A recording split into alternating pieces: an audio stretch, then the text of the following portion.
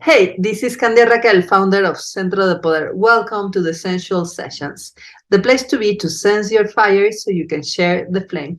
And today we have a very special guest. This is William Hedberg. He's an extraordinary human being, a dancer, an inventor, a mover, and welcome to be here, William.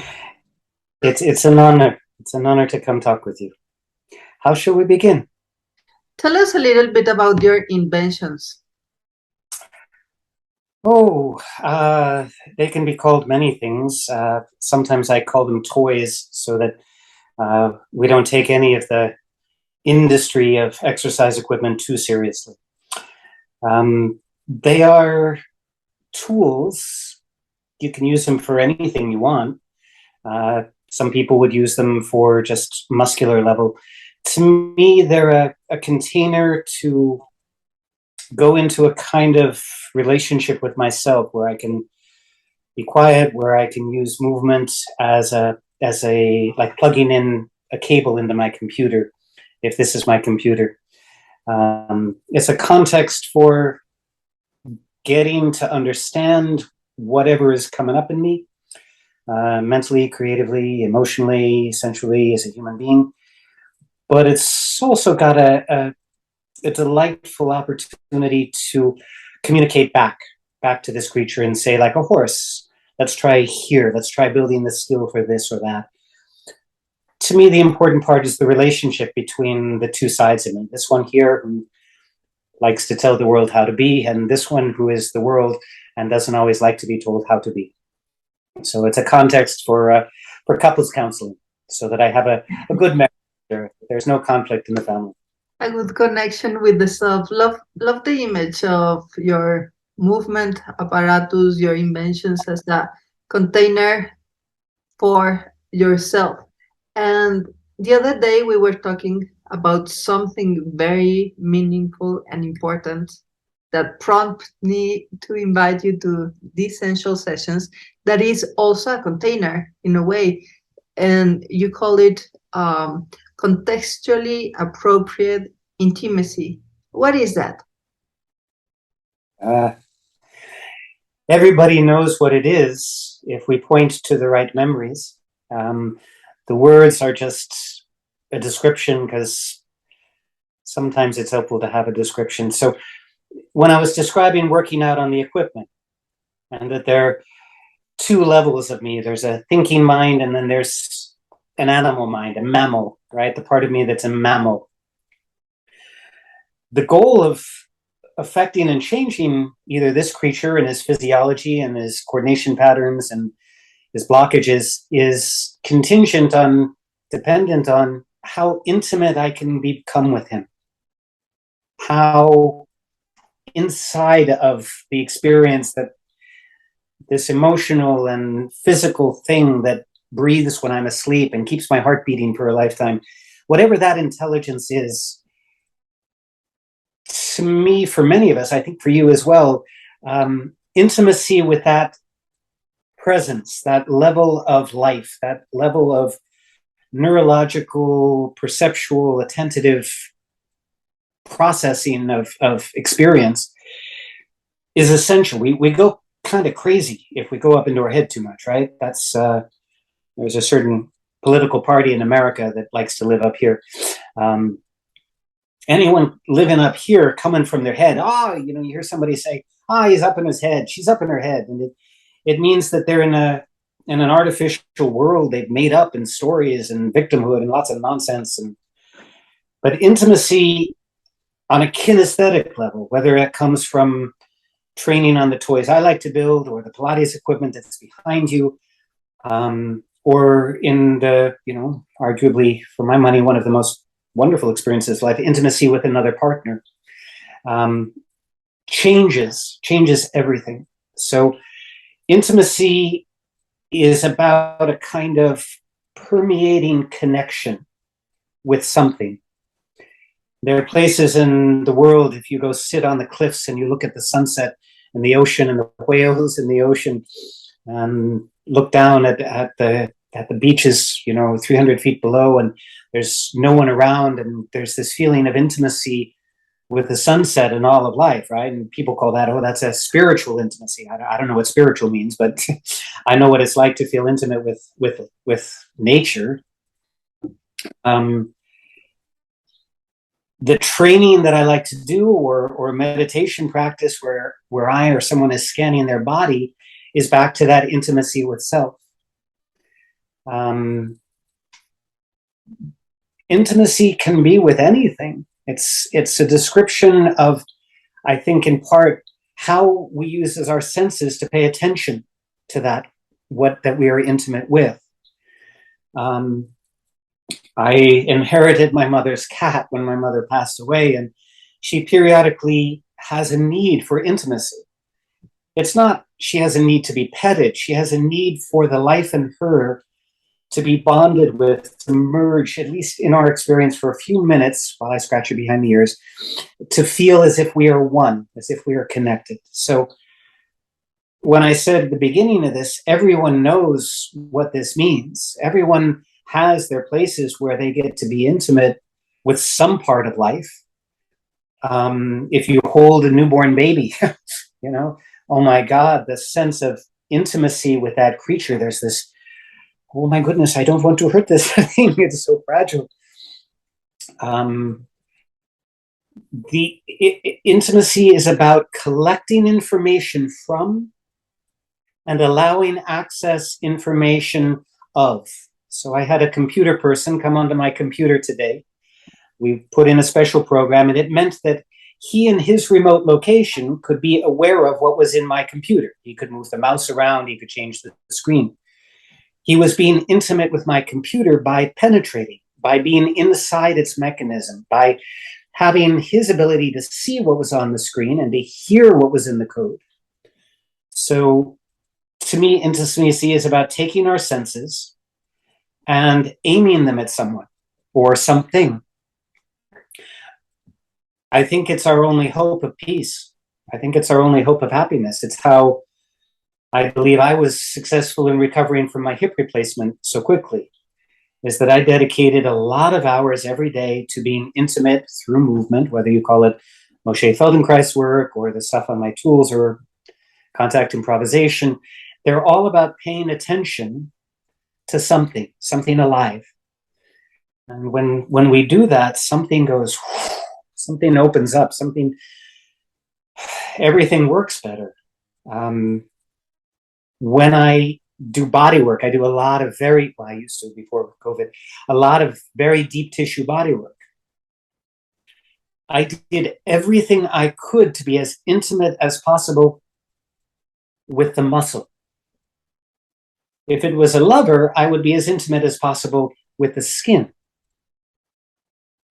If I was doing contact improvisation or modern dance and lifting my partner, I would be as intimate as possible with their bones, with their weight. So intimacy is a lifestyle. It's the choice to be in the real world, attending to things that are either inside us, the life inside us, or like my mother's cat here, the life outside us. And if you're privileged to be with a lover, you can have sex with someone without intimacy. How do you do that? Well, you don't put your attention really on them. But you can also have intimacy with a single kiss or with a touch of the hand. How do you do that? Well, because somehow you're attentive and absorbed by and in love with, if you want to use that language, that unit of life. So intimacy, I think, has been kind of overemphasized in the sexual context, which I think is unfair because I think most sex is not intimate the way most people apply it. And that the rest of life is equally, well, nothing compares to intimacy with a partner. But there's a lot of potential to be intimate with the rest of life. The world is summoning you. The world can go away. At the front of that, we use the phrase contextually appropriate. And I try to be intimate with everything that I touch, every person I look at. I'm trying to be as intimate with myself in this conversation and with what I can see in this computer screen. Because I know life is precious. We're all going to pass away. And our only real hope is to be as intimate with life as possible while we're here. Yes, but tell us a little exercise practice, advice, something to overcome the fear of intimacy, be it with a partner or contextually appropriate with the becoming one with the sunset. Because in my experience, this intimacy, as you wisely said, implies the attention on in you first of all, like with your hip replacement, and in the sunset, in the skin of the beloved, behind the ears of the kitty cat, and that opening is also it's an opening to witness and perceive what's there. So that can be fearful, like, Well, okay, let me get intimate and look, like, just look at my belly rolls and I don't know, the wrinkles and whatever, that women are like we are super bombarded on our appearance. So when you become intimate with the pores of your skin and it's like can be super overwhelming. And yeah, how can we overcome the fear of intimacy? I really appreciate where you went with that. That was brilliant. I think that's a stage that I haven't thought about in a while. My response is absolutely. It's terrifying. It's unbearable. I have my, so to speak, my emotions, my heart, whatever you want to call it, and having just lost my mother a few months ago, there is and are emotions in my soul, my heart, my body, whatever label you want to put it, that are unbearably painful. And it interferes with my capacity to be intimate with myself, because if I go in there, I know what I will find. I have a very short list of ideas, and mostly what I want to do is honor the point you just made, which is, yeah, am I allowed to swear on this podcast? Of course, you have complete freedom. It is fucking terrifying on a certain level. We all know this. You know, if you're over 18, you've probably had your heart broken once, and then you have this opportunity with someone new, and it's terrifying. If it's not terrifying, you're not paying attention. Of course it's terrifying. I'm intimate with this cat, and when this cat passes away, I don't ever want to have a cat again, because the intimacy comes with loss and pain of death. To be intimate with someone is to open yourself up to letting them stab you in the back, betray you, curse you, and those are all utterly, totally valid fears. There's no question about it. I have a short list of really only 2 or 3 suggestions that I use, and then I want to come back to the fact that it's not really okay to try and make it not terrifying. But here are 2 techniques. The first is from the tradition of one of my mentors. It's called proper naming. Proper naming. And it's where we might want to use the language skills that we have to first register, what is this fear I have? What is it of? And then to externalize it in language, either to the person who's scaring the fuck out of us, or just to a therapist or a beloved one. I have a bit of a shy side, and whenever I'm with a new lover, I usually have my shy side come up and is terrified on the first night together. And so I I tend to make a joke and say, I need to properly name something here. You are so beautiful and so attractive, and you're bringing up all my insecurity. And I think you're just absolutely amazing. And usually by that point in the conversation, I'm ready to get past it all and make love. Yeah. I've given it some space. Someone once said, if you want freedom from something, spend a little time with it. The other is used in the traditions of certain cultures for deep therapeutic work, usually using medicinal plants. And it's this idea that you can create a kind of parallel or complementary positive feeling, joy, whatever, that can be something to counterbalance the negativity or the fear or the terrifying nature of whatever we're trying to be intimate with. That's another longer conversation, but I believe in that as well, because oftentimes my mind pulls away from things like a finger from a candle flame. You know, I tell my finger, no, stay in the candle flame, it'll be fine. And some part of me reacts. And I think anyone who's ever loved someone has that same accord of, okay, the love is the candle flame. I'm going to put my finger in here, and now I'm too scared. I need to run away for a little while. Those were the two suggestions, the proper naming, and then to create something that was so positive that you could handle some negative. But I said I wanted to come back and wrap that up with, I don't think that we should try and necessarily make that fear and terror go away because it's real. I think we just need to do it the fuck anyway and be terrified and be scared, because life hurts, and love and sensuality and all of those wonderful things are like a rose. They have a petal and they have a thorn.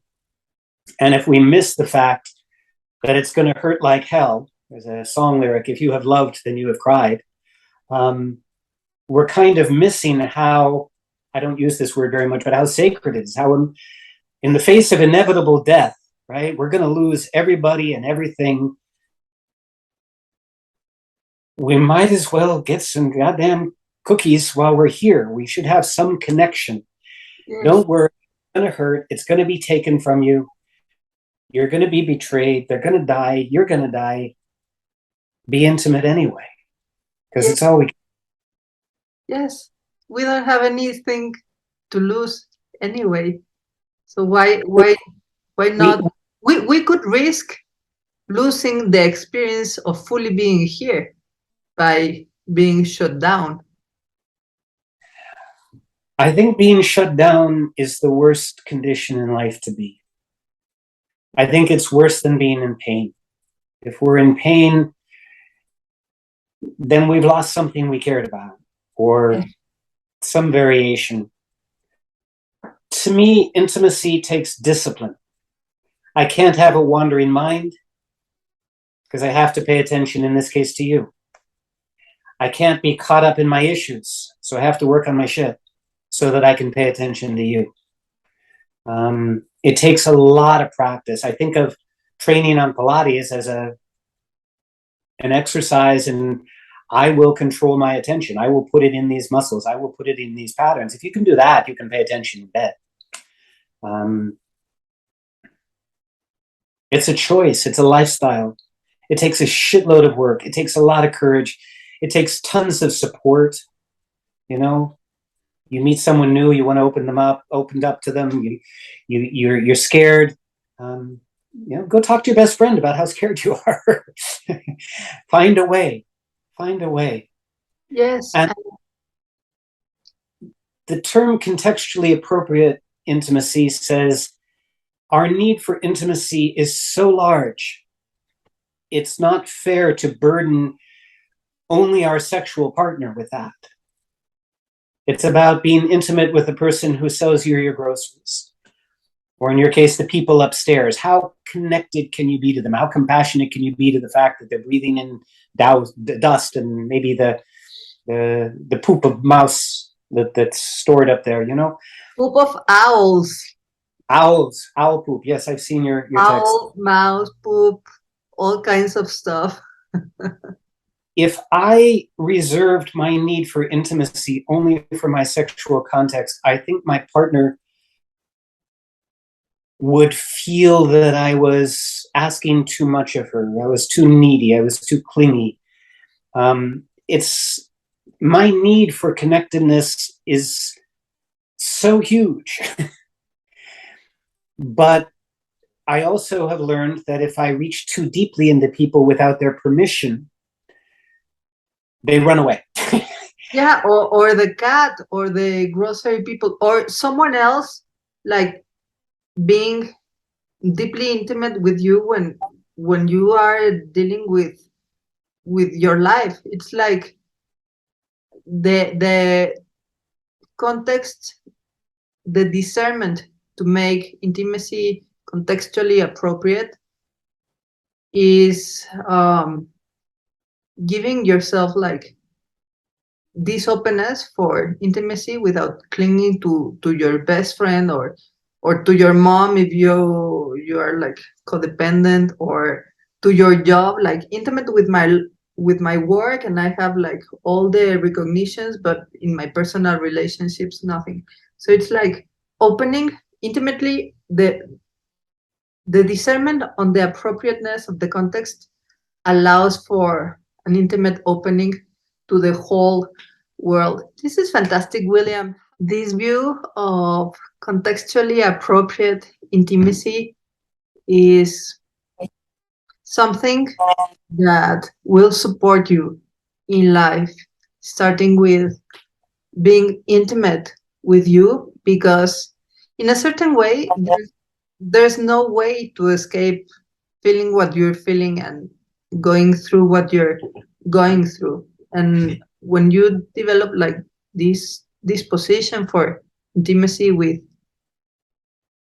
your beloved, with your friends, with your family, with your neighbors, with the sunset, and especially with the circumstances going on, without trying to minimize them or making them what they are not, like in a way, for me, that is to be alive, like fully alive for the time being still. So tell us, how can we learn more from you? How can we work with you? How can we find you? What a wonderful question. Caught me completely off guard. Um, Like life, that's what. my great longing my greatest longing would be to be able to answer that question. Um, Conversations like this are like a baguette for me. They're food. They're nurturance. They're the stuff of life. Um, my story has led me to caring for my mother as she passed away here, and I'm now trying to reconnect intimately with the world. I don't have many inroads to the world outside of my cat. I'm repairing the computer so that I can begin to do something similar to this wonderful podcast that you're doing. I have my old mailing lists, but I'm suffering in many ways from a lack of intimacy with humanity, whether it's students or partners or friends. It's one reason that having this chat with you is so cool, because I'm a living expert on the need for human intimacy. Hopefully, I will be able to reestablish a presence in the world professionally. I have my website, of course, shentaostudio.com. You can call me at 347-415-3508. I'd love to chat to anybody who's curious about these ideas. I'm sure I have as much to learn from anyone I would connect with as anything I could share. It's just, isn't connecting deeply and intimately with people, as we said, the scariest thing, but also the most rewarding thing in life? It is indeed. So essentially, as you heard William, Now you have to go find him at shentao.com and call him. Or maybe send an SMS first, because that's like our modern day protocol. Oh, no, no, no, no, no.